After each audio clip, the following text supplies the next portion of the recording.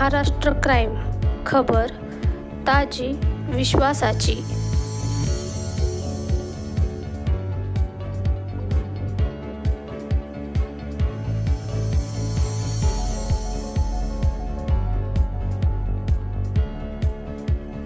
पाचगाव परिसरातून एक मोठी बातमी समोर येत आहे। पाचगाव ते गिरगाव दरम्यानच्या रस्त्यावर गावठी बनावटीचे पिस्तूल घेऊन दहशत माजवणाऱ्या एका सराईताला करवीर पोलिसांनी अटक केली आहे। विशाल बबन जाधव उर्फ मांगुरे असे या अटक करण्यात आलेल्या आरोपीचे नाव असून तो पाचगावमधील प्रगतीनगरचा रहिवासी आहे।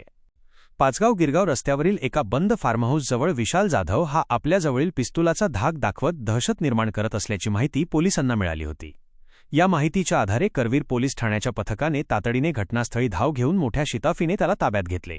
पोलिसांनी त्याच्याकडून सुमारे 75,000 रुपये किमतीचे गावठी बनावटीचे पिस्तूल जप्त केले आहे। पोलीस अधीक्षक योगेश कुमार गुप्ता, अपर पोलीस अधीक्षक डॉक्टर बी.